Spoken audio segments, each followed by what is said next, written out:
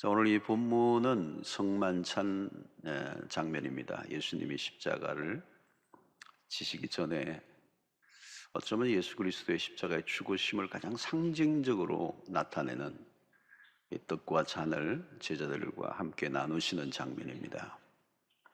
요즘 우리가 코로나19로 인해서 성찬식을 거행하지 못하는 게 굉장히 큰 아쉬움입니다. 이 성찬의 은혜가 큰데요, 우리가 못하고 있습니다. 내년에는 꼭 우리가 성찬을 행했으면 좋겠고, 사실은 성찬 예식이 1년에 뭐 한 4번 정도, 주일 2번, 또 철야에 2번, 금요일 날 4번밖에 안 하는데, 사실은 자주 할수록 좋습니다. 물론 자주 하면 좋은 매너리즘도 있을 수 있기 때문에 그렇습니다만은 이 성찬에 주시는 은혜가 큽니다. 자, 오늘 그 은혜를 우리가 좀 살펴보려고 하는데요, 이 최후의 만찬, 이 성만찬의 이 안에 기독교의 핵심적인 주제가 다 담겨 있습니다. 예수님은 이 떡을 떼어 제자들에게 나누어 주시면서 받아 먹으라 내 몸이니라, 받아 먹으라 내 몸이다, 내 몸, my body다. 이 말 때문에 초기의 기독교 역사 속에 기독교가 오해를 받은 적이 있습니다. 받아 먹으라 내 몸이니라. 저희들이 모이더니 몸을 먹는데 식인종들이다 그러면서 로마의 핍박 시기에 그것을 죄목으로 뒤집어 세워서 기독교를 핍박했던 시대가 있었습니다. 자, 받으라 이것은 내 몸이니라, 이 한 구절에 엄청난 내용이 담겨 있습니다. 이 떼어낸 이 떡은 주님이 당하실 그 십자가의 죽음을 상징하고 있습니다. 가끔 우리 그런 얘기하죠. 내가 너 밥인 줄 아냐? 내가 밥이야? 시비를 걸 때 주로 하는 얘기입니다. 주님은 반대요. 난 밥이야. 먹어라. 그렇게 하시고 있습니다. 자, 먹으라 내 몸이다. 여기에서 우리가 무엇을 느낄 수가 있습니까? 기독교는 어떤 종교 혹은 신념, 때로는 어떤 정신 수양, 그런 것과 차원이 다른 것입니다. 하나님은 사랑이시다라고 할 때 그 사랑은 관념적인 사랑이 아닙니다. 플라토닉 러브가 아니라 관념적인 그런 수사적인 사랑이 아니라는 것. 내 몸이니라 할 때 그 몸은 십자가에 못 박히신 몸입니다. 그리스도가 몸으로 이 세상에 오시고 또 몸이 십자가에 못 박히신 거예요. 예수님의 몸에 못을 박으신 겁니다. 몸에. 예수님의 어떤 정신세계에 폭력을 가한 게 아니고 예수님의 몸에, 육체에 못을 박으신 거죠. 예수님의 그 옆구리에 창으로 찔렀다는 거죠. 피가 선혈이 가득하게 흐르는 그 몸을 주님이 내어놓으신 것입니다. 그러면 그리스도는 이 몸으로 세상에 오셨다. 이것을 우리 인카네이션, 성육신이라고 그러죠. 성육신. 요한복음 1장 14절, 말씀이 육신이 되어, 말씀이 육신이 되어, 로고스가 육신이 되어 우리 가운데 거하심에, 이 말씀은 곧 그리스도시죠. 그리스도가 말씀이시고 그 말씀이 육신이 되어 우리 가운데 거하셨다. 자, 이것은 어떤 의미를 얘기하는 겁니까? 하나님의 존재가 추상적인 존재가 아니라는 것입니다. 현실의 세계, 몸으로 직접 오신 분이시고, 그리고 몸을 찢기셔서 우리를 위하여 구원의 제물이 되신 것입니다. 자, 신앙이 이제 아직도 추상적이신 분은 이 몸의 예수를 못 만나신 거예요. 신앙생활에 매우 중요한 것은 몸의 예수, 몸으로 십자가에 못 박히신 그 거친 고통을 당하신 예수를 만나야 되는 거죠. 대부분 이제 신앙의 진입을, 진짜 제대로 진입을 한 사람들의 대부분의 경험은 몸으로 오신 그리스도가 십자가에 2000년에 죽으셨다는 그 사건이 자기화되는 겁니다. 내 안에서 일어나는 것이죠. 그것을 경험하는 겁니다. 그때 성찬을 받을 때, 성찬의 떡과 잔을 받을 때 그것을 깨닫는 것이죠. 예수님은 이 떡을 주시면서 떡 먹어라 이러지 않으셨어요. 내 몸을 먹어라 그랬어요. 이 잔을 내시면서 잔을 마셔라, 포도주를 마시라 그러지 않고 내 피니라. 이 상징적으로 표현한 것이지만 그리스도의 십자가 사건을 이해하는 사람들은 이 떡과 잔의 의미가 무엇인지를 충분히 깨닫고 그것을 받아 먹고 마시는 겁니다. 그러니까 내 몸을 먹고 내 피를 마신다라고 하는 이 성찬의 예식은 굉장히 리얼리티, 이 실제적이고 현실적인, 2000년 전에 그리스도의 십자가 사건이 그랬습니다. 가상의 사건이 아닙니다. 2000년의 예수 그리스도의 십자가 사건은 가상의 사건이 아니라 실제로 몸으로 오신, 그래서 몸으로 오시고 몸으로 십자가에 못 박히시고 그리고 몸으로 다시 부활하시고 그리고 그 몸이 부활 성천하시고 그 몸으로 다시 오실 것이다. 이 몸의 신앙 굉장히 중요한 것이죠. 그러므로 우리는 그 몸으로 하나님의 사랑을 깨달았습니다. 하나님의 사랑이 모호하게 우리에게 말씀하지 않고 독생자를 주셨으니 하나님은 사랑이시다라고 할 때 그 사랑이 얼마나 구체적이고 현실적이고 우리의 온 몸으로 느낄 수 있도록 당신의 몸을 내어주신 것이죠. 그래서 우리의 신앙이 그 몸을 경험하면 이제 신앙이 달라지는 겁니다. 그때 우리는 몸으로 반응합니다. 머리로 반응하는 게 아니고, 신앙이 머리로 반응하는 게 아니고 이론으로 예수를 믿는 게 아니고 몸이 반응합니다. 왜? 몸을 우리가 경험했기 때문에. 그래서 몸으로 하나님께 다가가고 몸으로 헌신하고 너희 몸을 하나님이 기뻐하시는 거룩한 산 제사로 드리라. 예, 이게 몸이라는 말이 굉장히 중요한 것입니다. 그래서 헌신도 몸으로 하는 겁니다. 오늘도 여러분들이 이 코로나의 어려운 상황인데도 지금 창조 다시 막 일어나고 그런데도 여러분들이 몸으로 이 자리에 오셨어요. 예, 몸으로 오셔서 몸으로 주께 하나님 앞에 예배를 드리고, 이것이 추상적이지 않고 비현실적이지 않고 가장 구체적이고 실제적인 그리스도를 경험하는 것이 이 몸과 피를 마시는 성찬에서 일어나는 매우 중요한 사건이죠. 자, 그러면 이 받으라 이것은 내 몸이니라 이 말씀은 먹는다 마신다, 그죠? 먹고 마시는 행위. 이 먹는다는 행위는 우리에게 금방 와닿습니다. 우리 매일 지금 먹어야 사는 사람들이니까. 먹는다는 게 뭘까요? 씹고 어떤 것을 먹고 씹죠. 그리고 맛을 느끼고 넘기게 됩니다.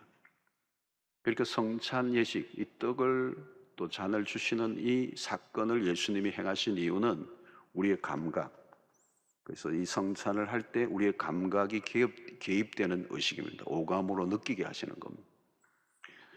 자, 소화를 시키는 일은 우리의 몸 안에서 일어나죠. 입안에서 밥알이 짓이겨지고 그리고 위장으로 넘겨지는 일을 우리 먹는다 그렇게 얘기합니다. 자, 주님의 몸을 우리가 그냥 먹는 게 아니죠. 우리가 먹게 하기 위해서 당신의 몸을 짓이기신 거예요. 그게 십자가 사건인 것입니다. 본문에서의 떡은 우리식으로 얘기하면 밥입니다. 밥은 가끔 먹는 게 아니죠. 먹고 마시지 않으면 우리는 살 수가 없습니다. 이게 일상입니다. 밥은 우리의 육체를 살리는 힘을 제공해 줍니다. 밥심 그렇게 얘기하죠. 그러나 엄밀히 말하면 우리가 먹는 이 일상의 밥은 우리를 살게 하는 게 아닙니다. 아무리 열심히 밥을 먹고 또 먹어도 결국은 죽습니다. 살기 위해 밥을 먹지만 인간은 죽습니다. 그 밥은 우리를 영원히 살려주지 못합니다. 일시적으로 우리의 이 생명을 유지시켜주는, 그러나 그 유지도 한계점에 두드러면 더 이상 그 먹는 것이 내 생명을 보존해주지 못합니다. 이스라엘 백성들이 광야에서 떡을 먹었지만 죽었죠. 왜 그럴까요? 너희는 이 광야에서 이 떡을 먹었어도 죽었다는 거예요. 참된 떡을 먹어야 된다는 겁니다. 그게 요한복음 6장 54절 55절에 예수님이 이 말씀을 하십니다. 내 살을 먹고 내 피를 마시는 자는 영생을 가졌고 이터널 라이프입니다. 마지막 날에 내가 그를 다시 살리리니 내 살은 참된 양식이요 내 피는 참된 음료로다. 여기 참된이라는 단어에 주목을 하셔야 됩니다. 우리가 먹는 일반 양식은 참된이 빠져 있어요. 그냥 양식입니다. 일시적으로 생명을 보존하는 거죠. 자, 우리가 하루 3번 먹는 양식은 참된 양식이 아닙니다. 먹는 음료도 그렇습니다. 다시 목마르게 하는 겁니다. 요한복음 4장에 있는 말씀처럼 예수님의 몸이 참된 양식이고 예수님의 피가 참된 양식, 음료라고 말씀하고 있습니다. 자, 왜 참된 양식이고 음료입니까? 예수의 몸의 죽으심으로 우리에게 생명을 주셨기 때문입니다. 봄에 꽃이가 날아서 대지에 스며들면서 꽃을 피웁니다. 왜 그렇습니까? 꽃이 안에 들어있는 생명 때문에, 생명의 힘 때문에. 자, 예수의 몸은 참 생명입니다. 예수의 몸이 참 생명이에요. 그는 죽으시고 다시 부활하시고 영원한 생명을 가신 그분. 그래서 우리가 믿음으로 떡과 잔을 받을 때 그분의 몸과 피를 마실 때 우리 안에 새로운 예수의 생명이 들어온 겁니다. 뉴 라이프, 새로운 생명. 자, 우리가 밥을 먹을 때 어떤 일이 일어납니까? 입안에서 잘게 분해됩니다. 그리고 또 위장에서 소화가 되어서 또 그것이 혈관을 통해서 영양분을 실어 나르죠. 밥이 내 안에서 피가 되고 살이 됩니다. 자, 밥을 먹은 이후 우리의 몸 안에는 밥은 형체가 없어지죠. 그러나 우리의 몸 안에서 새로운 에너지로 재생이 됩니다. 그래서 아이들은 그 밥을 먹고 자랍니다.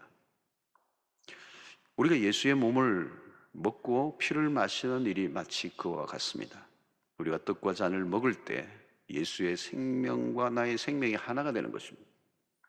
그 생명은 단순한 생명이 아니에요. 영원히 살게 하는 신적인 생명을 말하는 겁니다. 신적인 생명. 이 신적인 생명은 허술한 생명이 아니고 꽉 찬 생명입니다. 그래서 이 꽉 찬 생명은 죽음의 권세가 파고 들어갈 수 없는 강력한 생명. 여러분, 우리가 이 죄인으로 태어난 순간부터 이 죽음의 권세가 압도를 하잖아요. 태어난 순간부터 죽음의 지배를 받고 있는 겁니다. 죄를 짓고 난 이후에 인간에게 찾아온 저주죠. 이 상태는 뭐냐면 생명력이 현저히 결핍된 상태라는 겁니다. 그래서 죽음과 생명 사이가 그렇게 멀지가 않아요. 굉장히 가까이 있는 겁니다. 아슬아슬하게 사는 겁니다, 사실은. 요즘은 워낙 좋은 음식과 건강식품들이 많아서 많이 챙겨 먹죠, 우리가. 원기가 그래서 왕성하고 힘이 펄펄 넘쳐 보이는 사람들이 보여요, 나이에 비해서. 그러나 겉으로는 대단해 보이지만 영적으로는 사실 그렇지 않습니다. 이미 영적으로는 죽어 있는 몸. 여러분, 인간에게 일어나는 이 변화, 육체의 변화, 어떤 변화든 인간에 태어나서 일어나고 있는 모든 변화는 아이 때는 좀 더 생명력이 좀 있어서 팔딱팔딱거리고 그렇지만 어떤 형태로든 우리에게 일어나는 노화가 일어나면서 가는 그 변화는 죽음으로 한 방향으로, 죽음이라는 한 방향으로 계속 진행되고 있는 겁니다. 자세히 보면 죽어가고 있고 일시적으로 겨우 지탱하고 있는 생명. 그래서 생명의 약동보다 사망의 힘이 더 강하게 작동하고 있는 겁니다. 코로나19로 우리는 더 현실적으로 경험하고 있습니다. 사망과 생명 사이가 그렇게 멀지 않아요. 우리는 순간순간 일상에서 죽음의 무자비함을 경험하고 삽니다. 그리스도가 오시기 전까지 사망의 권세는 왕노로 됐다는 겁니다. 그러나 이제 그리스도가 십자가에 죽으심으로, 그리고 오늘 이 성만찬, 이 떡을, 이 몸을 먹음으로, 그리스도의 몸을 먹음으로 우리 안에 새로운 생명을 얻게 하신 거죠. 지금 주님이 제자에게 주시는 것은 단순한 빵과 포도주가 아닙니다. 물론 이 성찬의 떡과 잔을 먹는 자체가 구원을 주는 건 아니에요. 상징이라고 그랬습니다. 우리가 떡과 포도주를 신비의 어떤 항생제나 백신으로 생각해서는 안 돼요. 상징이 주는 의미를 믿음으로 받아들이는 게 중요하다는 거예요. 믿음으로. 그래서 예수님의 십자가 사건을 통해 인류가 받은 저주, 그러나 그리스도의 몸을 체험한 사람들에게는 더 이상 그 죽음의 저주가 끼어들 수 없도록 한다는 사실을 알려주는 예식이 성찬이에요. 그래서 성만찬을 경험할 때 우리는 그 생명의 축제 안으로 이제 들어가는 것입니다. 그 성찬식은 그야말로 생명의 충만함을 경험하는 시간이 되는 것입니다. 여러분, 우리는 밥을 먹지 않아도 참된 양식과 참된 음료는 반드시 먹어야 합니다. 그리스도의 몸은 우리의 몸과 달라요. 신적인 몸이죠. 죄가 없으신 몸입니다. 그 몸을 우리의 죄를 위해 십자가에 기꺼이 내어 주셨습니다. 여러분, 예수께서 육체적으로 죽으시고 몸으로 다시 살아났던 것과 같이 몸으로 살아나셨어요. 몸이 죽으시고 몸이 다시 살아난 것과 같이 우리도 그리스도와 함께 다시 몸으로 살아나는 은혜가 있게 되는 것입니다.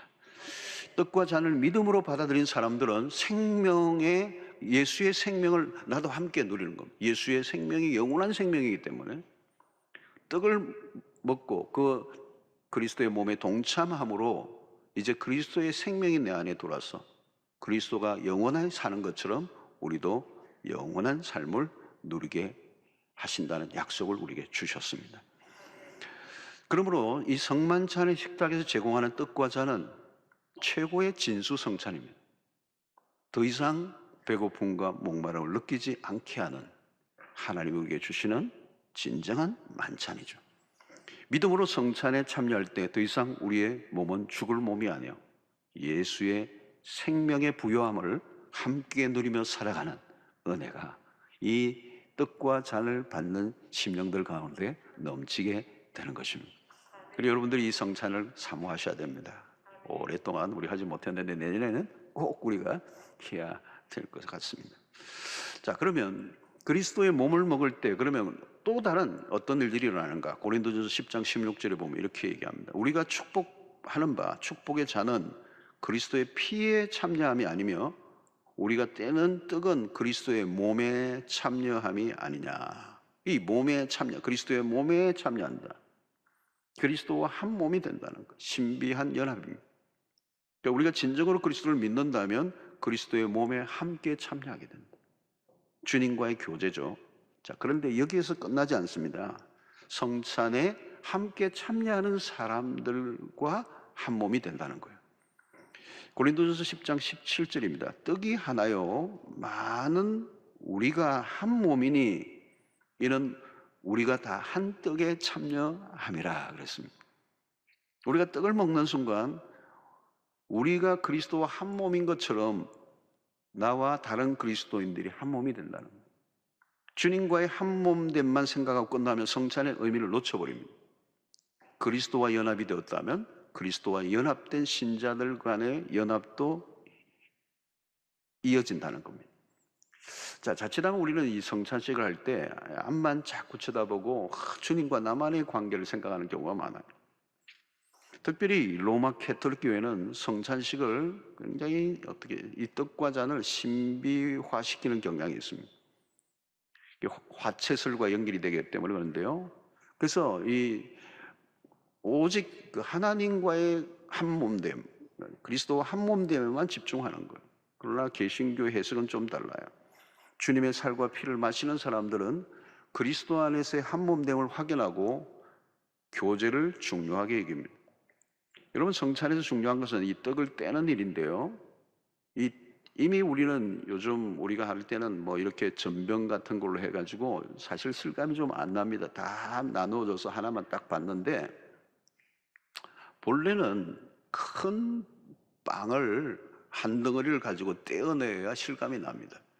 한 덩어리로 된 떡을 떼어 나누는 것을 통하여 시각적으로도 우리가 원래 이 그리스도 안에서 한 몸됨을 이렇게 확인하는, 우리는 서로 연결되어 있다는 겁니다. 그래서 나만 먹고 끝나는 게 아니라 나도 먹고 다른 사람들도 먹는 게 중요해요. 나 혼자 먹는 것에만 몰두해서는 안 된다는 겁니다. 나뿐만 아니라 우리가 함께 먹는다는 걸 놓치지 말아야 된다는 거예요. 그래서 여러분, 우리가 성찬을 할 때 옆에 사람들도 보고 또 어떻게 서로 격려하고 하는 게 매우 중요해요. 우리가 함께 성찬을 받고 있다. 개인적인 경험만으로 끝나서는 안 된다는 것입니다. 서로 교제함으로 공동체 안에 있음을 믿습니다. 오늘날 우리 신앙이 너무 개인주의화 되어 있다는 뜻이 면이 있는데요. 성찬은 우리를 공동체성을 회복하도록 도와줍니다. 자, 성찬은 영적 가족으로 맺어지는 시간이죠. 사실 교인 수가 좀 적으면 성찬식을 할 때 삥 둘러 앉아서 이 떡과 잔을 다 나누는, 그죠? 이렇게 집례자가 다니면서 떼어서 직접 주기도 하고 이렇게 하면 참 실감이 날 수가 있는데, 우리가 이 교회가 크면 이제 그렇게 하지는 못하죠. 아무튼 하나의 빵을 나누면서 우리 모두가 하나됨을 확인합니다. 신약의 공동체는 그런 의미에서 그리스도의 피로 맺어진 가족이라는 거예요. 그리스도의 피는 모든 것을 하나로 만드는 힘이 있습니다. 그리스도의 몸을 먹는 일은 빈부나 남녀노소나 신분이나 국적이나 인종의 차이도 뛰어넘게 만드는 힘이 있습니다. 이념의 차이도 그리스도의 피 앞에서 무력해집니다. 십자가는 차별을 만들지 않아요. 차등 혹은 격차를 만드는 것이 아니라 그리스도 안에서 모두를 하나로 묶어내는 것입니다. 주님의 이 몸과 피를 먹고 마시는 자들에게는 서로를 소외시키지 않고 배제하지 않습니다.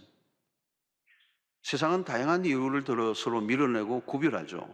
배제하고 소외를 시킵니다. 그러나 성찬에 참여한 사람들은 모두가 하나임을 확인합니다.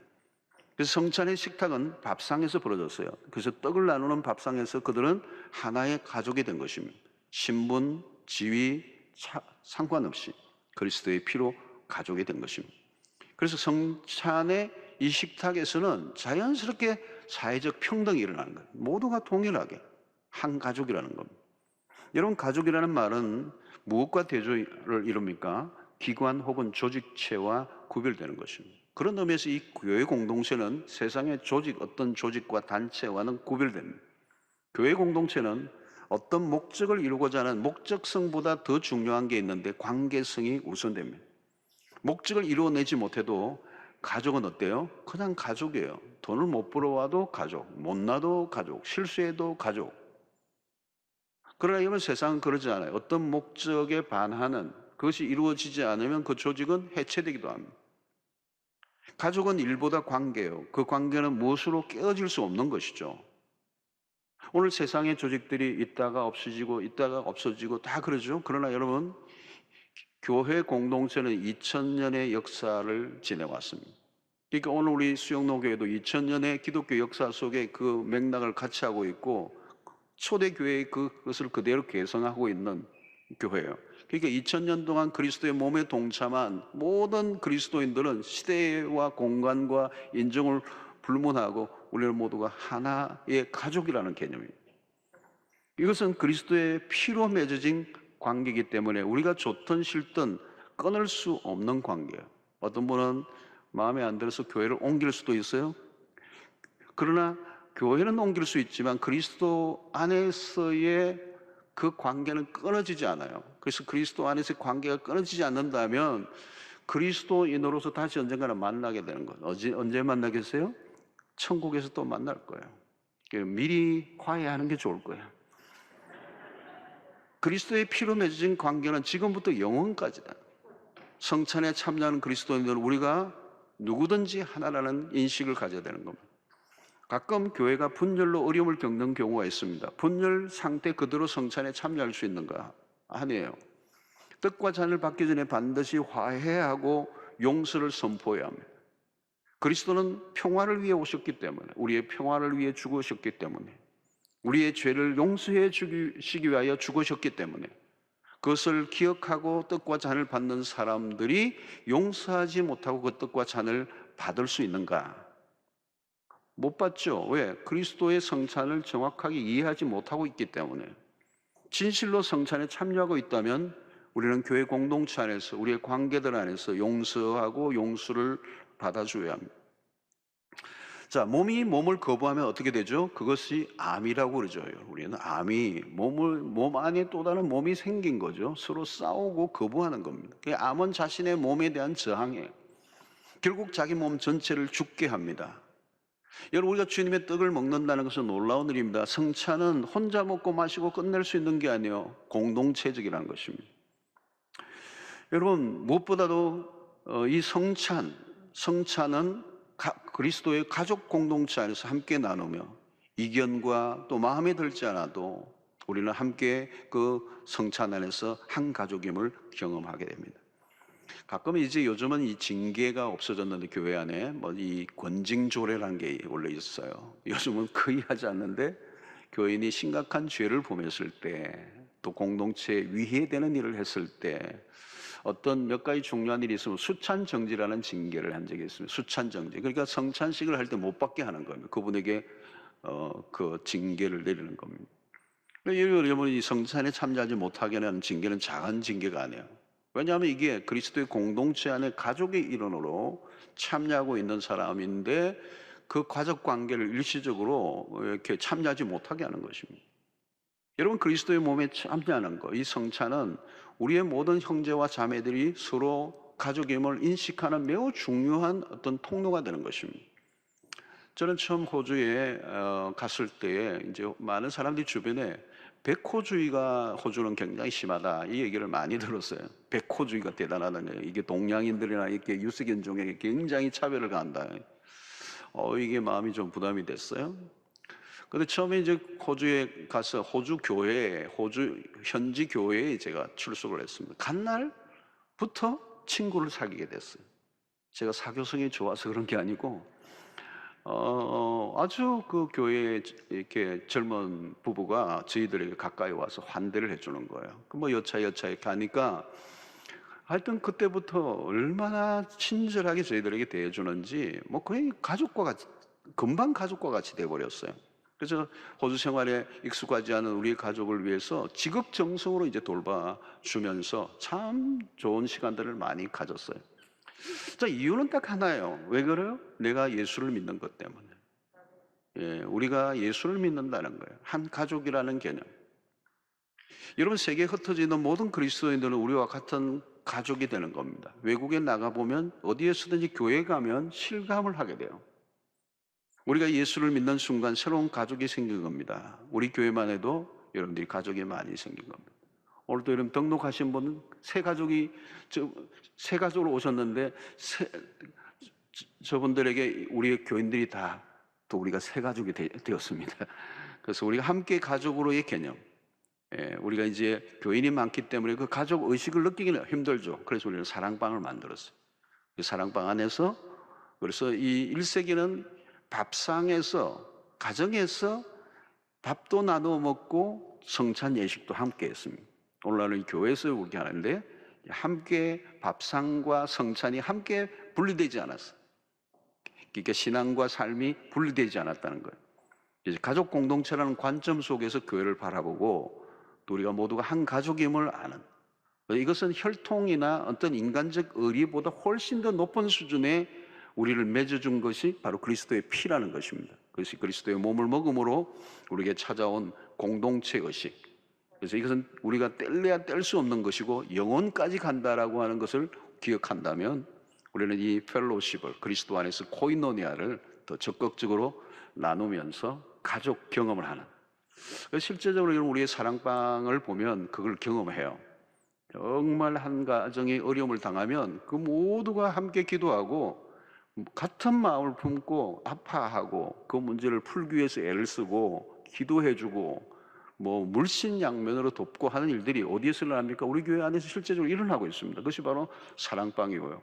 그거 뭐 얼마나 많은 아름다운 미담들이 많습니다만은 바로 그것이 그리스도의 몸을 함께 경험한 사람들이 한 가족이라는 개념 속에서 누리는 축복이라고 믿습니다. 우리는 이 성찬을 공동체적으로 받아야 된다. 홀로 결코 떡과 잔을 받는 일이 없습니다. 반드시 공동체적이다. 우리는 함께 한 가족이라는 개념을 우리에게 말씀하고 있는 것입니다.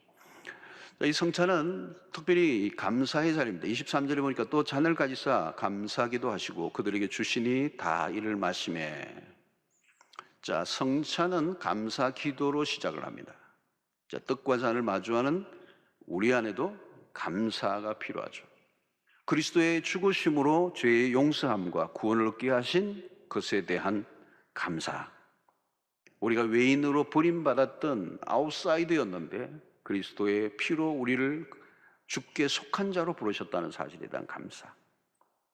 정말 별 볼 일 없는 연약한 우리를 예수의 피로 구별해내신 그 은혜에 감사해야 되는 것. 이보다 더 큰 은총이 없죠. 그래서 성찬이라는 이 헬라의 유카리스트라는 이 단어가 원래 뜻은 감사라는 뜻이에요. 그 성찬이 곧 감사라는 뜻이냐.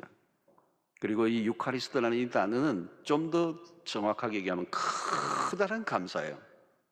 작은 감사가 아니라 큰 감사. 그러니까 여러분, 우리가 정말 그리스도께서 우리에게 주신 몸처럼 더 우리가 감사해야 될 게 없죠. 지난번에 우리 감사주일을 보냈습니다마는 뭐 다양한 감사를 할 수 있어요. 그러나 최고의 감사는 그리스도께서 몸으로 이 땅에 오시고 몸으로 우리를 위하여 산제물이 되시고 우리에게 몸을 주신 것에 대한 감사보다 더 큰 감사는 없을 것입니다. 그러므로 이 성찬 예식 때 우리의 마음 깊숙한 곳에서 흘러나오는 감격, 감사, 찬양, 이것이 이 감사의 절에 우리가 해야 될 굉장히 중요한 것입니다.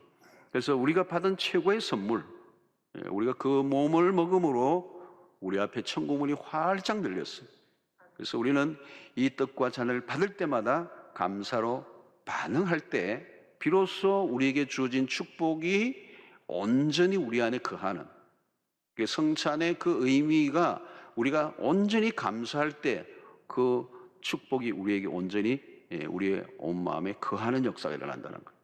그래서 이 성찬을 자리에 있을 때마다, 주어질 때마다 우리는 감사와 찬양으로 이렇게 충만하게 나아가는 그런 시간이 되어야 될 줄로 믿습니다. 자, 그 다음에는 성찬은 기념하는 일이에요. 고린도전서 11장 25절 19회 또한 그와 같이 잔을 가지시고 이르시되 이 잔은 내 피로 세운 새 언약이니 이것을 행하여 마실 때마다 나를 기념하라 하셨으니 그랬어요. 기념하라 그랬어요. 자, 여기에 기념한다는 것은 뭘까요? 과거의 사건을 현재로 가져오는 것입니다. 그리고 미래의 하나님의 나라가 가까이 오게 하는 일입니다. 그래서 과거와 현재와 미래가 만나는 사건이에요, 성찬은.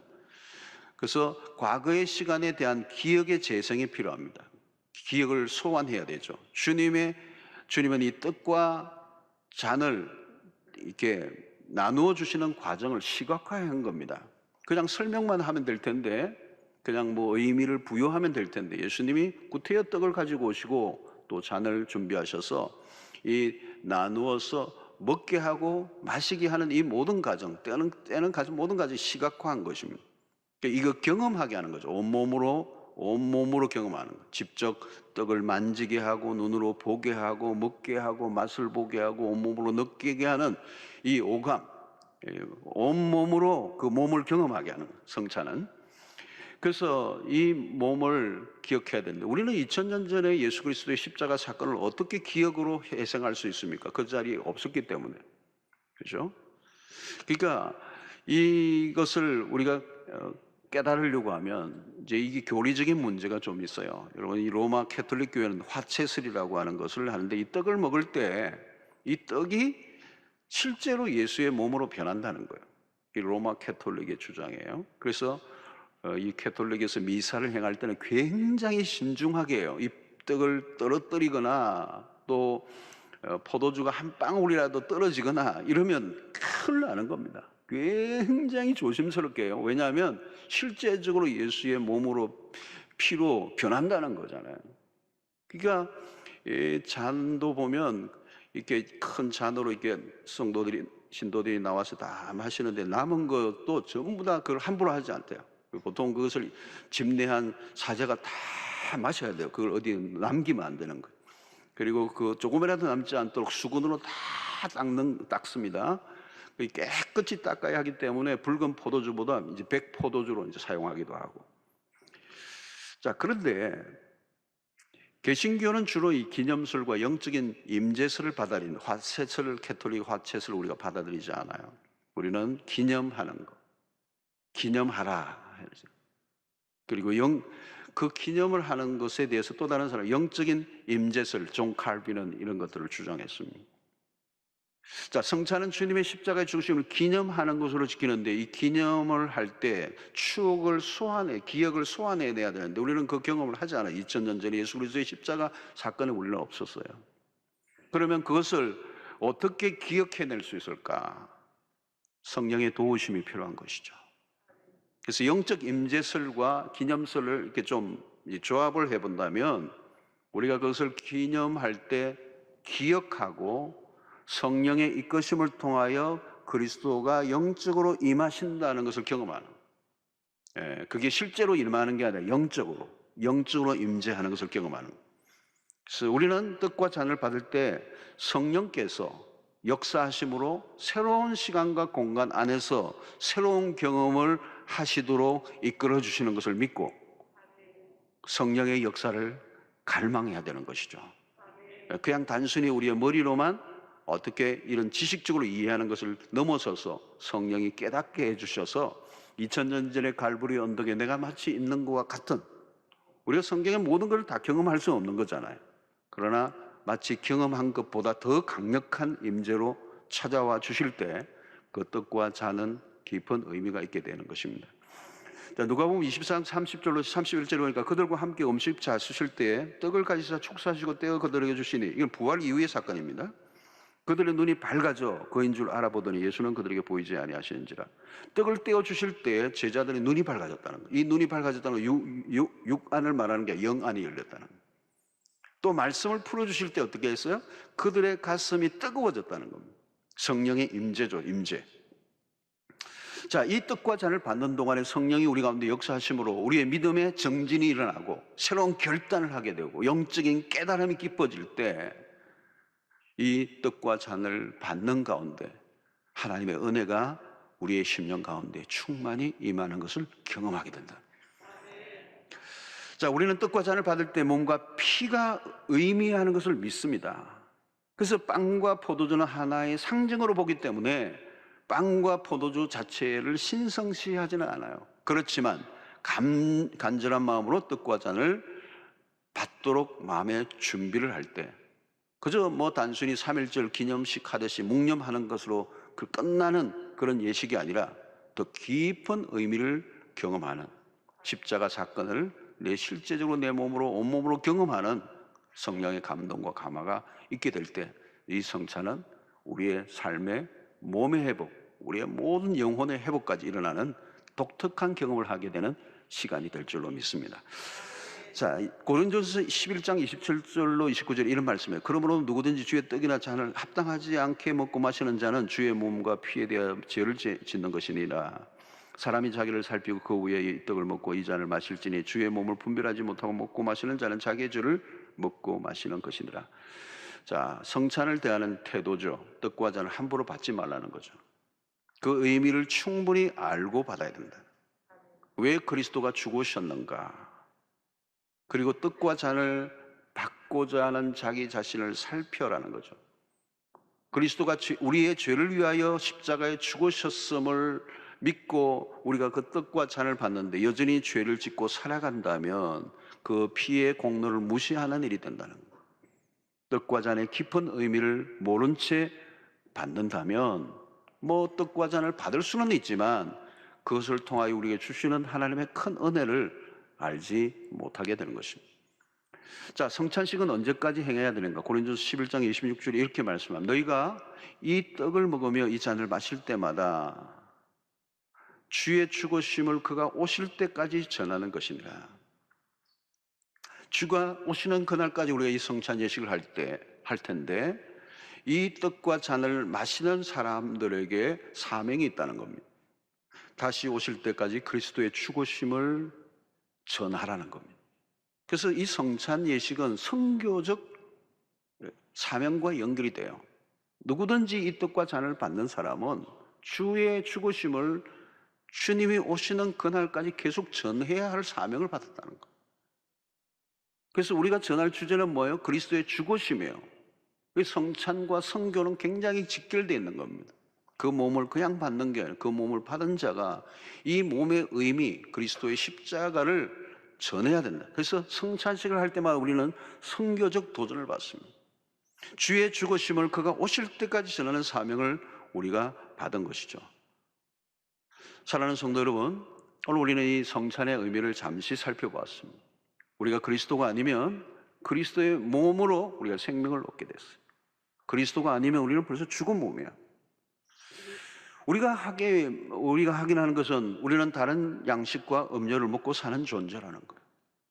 먹고 마시는데 죽어가는 것을 우리는 세상 속에 매일 확인하고 있습니다. 아무리 좋은 것을 다 골라 먹는데도 죽어요. 우리는 별 것을 다 찾아 보약을 마셔도 죽는다는 거예요. 요즘 건강보조식품 시장이 거대해졌다고 그래요. 더 좋은 양식과 음료를 찾고 또 찾습니다. 무엇을 먹어야 더 살 수 있을까요? 골몰해요. 그러나 답은 정해져 있어요. 죽어요.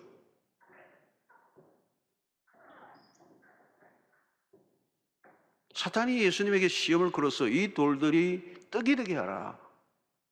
사탄은 떡의 복음을 전했습니다. 그러나 주님은 단호하게 거절하며 이렇게 말씀하십니다. 마태복음 4장 4절에 예수께서 대답하여 이르시되 기록되었으되 사람이 떡으로만 살 것이 아니요 하나님의 입으로부터 나오는 모든 말씀으로 살 것이라 하였느니라 하시니, 우리는 다른 양식을 먹고 사는 자들이라는 거예요. 우리에게는 그리스도가 필요하고 그리스도의 말씀이 필요합니다. 우리는 그의 몸과 피를 먹음으로 힘이 나고 살게 하는 에너지가 필요한 사람입니다.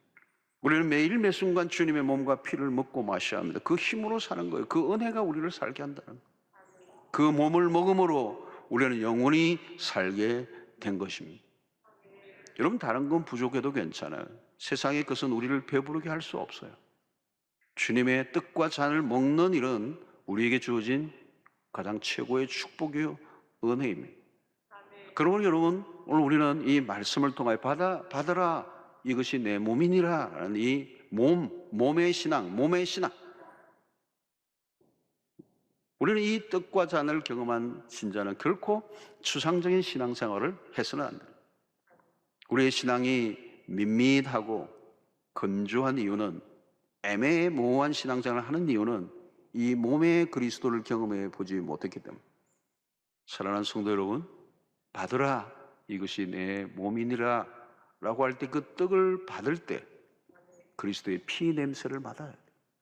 그리스도가 나를 위해 실제적으로 죽으시기 위하여 그 겟세마네 동산에서 피눈물이 나는, 피땀이 나는 그 기도 사투를 벌리셨던, 정신적 고통과 육체적 고통을 함께 다 감당하신 그리스도, 몸으로 우리를 사랑하시고 입으로 사랑하신 분이 아니에요. 이론으로, 교리로 우리에게 다가오신 분이 결코 아니에요. 영광의 보좌를 버리시고 낮고 천한 인간의 몸을 입고 이 땅에 오시고, 그리고 3년의 공생애까지 마무리하시고 마지막 십자가에 당신의 몸을 매다시고 죽으신 그분이 우리의 구주가 되신 거예요. 그래서 우리의 신앙생활에도 피와 눈물과 땀 냄새가 나야 돼. 그 몸의 그리스도를 만난 사람들은 몸으로 반응하게 돼. 우리의 삶을 몸으로 드리기를, 피를 드리기를. 그래서 여러분, 우리 한국에 130년 전에 와서 복음을 위해 전했던 그들은 왜 혈육도 아무도 없고 전혀 다른 문화권인 이 이영만리에 그 아펜셀러 언더우드라고 하는 그런 젊은 선교사들이 왜 당신의 피를 이 땅에 바쳤느냐는 거예요. 설명이 안 되는 일들을 한 거지. 그 이유는 그들은 몸의 그리스도를 만났기 때문에. 그들은 몸으로 그리스도를 위해서, 그리스도의 왕국을 위해서, 또 그리스도의 이 복음을 당신의 몸으로 표현한 것이죠. 사랑하는 성도 여러분, 오늘 몸과 그리스도의 몸과 피를 먹고 마심으로 그 말씀이 육신이 되고 우리의 가운데 거하신 예수 그리스도, 그분은 내 안에 계시고 또 우리 안에 생명으로 거하고 계시고, 그 떡을 먹음으로 이제 우리는 영원히 죽지 않는 영생의 몸을 가지게 된 것입니다. 그 생명은 신적인 생명이고 꽉 찬 생명이고 사망의 권세가 더 이상 지배할 수 없는 생명이고, 그래서 코로나19로 인해서 우리가 두려워하고 불안하고 세상이 떨 때, 때로는 세상의 모든 사람들이 죽어가는 이 상황 속에서도 이 부활의 생명, 영원한 생명 주신 주님께 감사하고, 죽음에 두려워하지 않고 오히려 죽음에 맞서 죽어가고 있는 수 없는 사람들에게 영생의 복음을 담대하게 전하는 주의 백성들이 되시기를 축원합니다. 하나님 아버지, 오늘 또 우리에게 주신 이 말씀으로 인하여 다시 한번 힘을 얻습니다. 이 몸을 먹고 영생을 얻고 또 우리의 모든 저주가 사라지고 주님이 주시는 참된 생명 안에서 기쁨을 누리는 주의 백성들로 살게 하여 주시옵소서. 몸의 예수, 몸의 신앙 살게 하여 주시옵소서. 예수님의 이름으로 기도하옵나이다. 아멘.